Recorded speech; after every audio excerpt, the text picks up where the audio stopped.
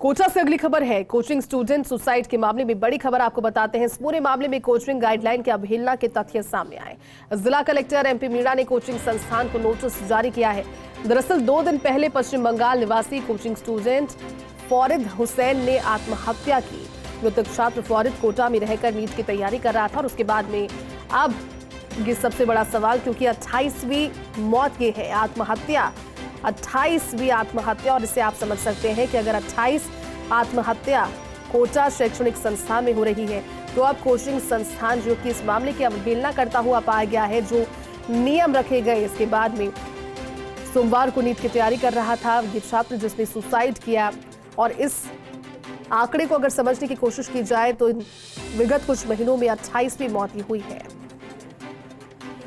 28 छात्र सुसाइड कर चुके हैं। मामले में कोटा प्रशासन ने कोचिंग संस्थान को नोटिस दे दिया है। नोटिस का जवाब अब देना होगा।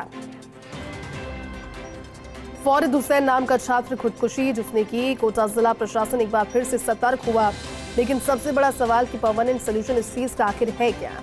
मानसिक अवसाद में आकर आत्महत्या करने के मामले के बाद अब जिला प्रशासन एक्टिव मोड में।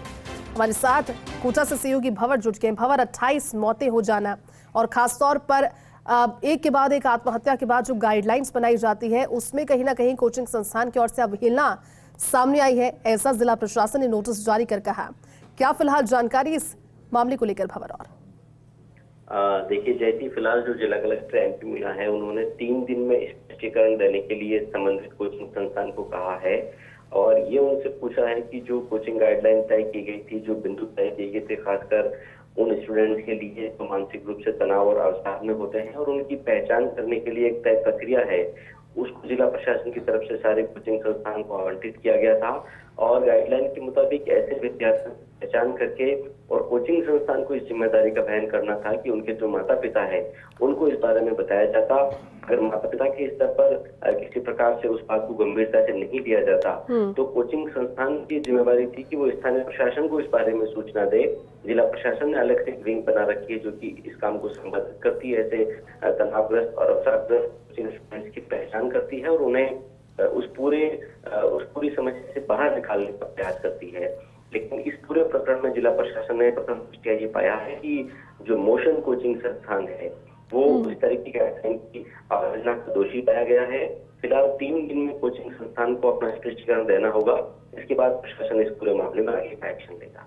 बिल्कुल भंवर, और जरूरी भी है क्योंकि अब जिस तरह से आप कह रहे हैं पहल हो सकती है अच्छी कि जो अवसाद में छात्र है उन्हें ढूंढा जाए, उन्हें रिकग्नाइज किया जाए, लेकिन उसके बाद में उसके लिए क्योर भी करना जरूरी है। लेकिन आदेश जो थे भंवर 20 अक्टूबर 2023 को आए थे और इसके बाद में जिला स्तरीय जब निगरानी समिति की बैठक हुई थी तो स्पष्ट रूप से थे।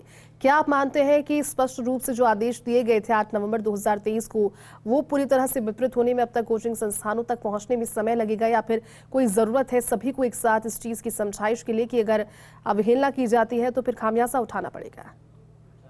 सवाल यह है कि जिस तरह का मैकेनिज्म डेवलप किया गया है कोटा में कोचिंग स्टूडेंट्स की सुसाइड्स का मामला और ये समस्या अखिल भारतीय स्तर पर एक बड़ा चर्चित बिंदु बन गई, बड़ी चिंता की बात बन गई। राज्य सरकार ने भी इस पूरे मामले में गंभीर और कठोर कदम उठा। एक समिति को उन्होंने जांच के लिए कोटा भेजा और तभी सामूहिक रूप से ये फैसला लिया गया था सभी पक्षों से, सभी विशेषज्ञों से, कोचिंग संस्थानों से, कोचिंग हॉस्टल से, एनजीओ से बातचीत करने के बाद कि किस तरह से इस पूरे मामले में एक प्रभावी मैकेनिज्म तैयार किया जाए। फिलहाल यही देखा गया है कि शायद उस मैकेनिज्म को इस संस्थान ने फॉलो नहीं किया।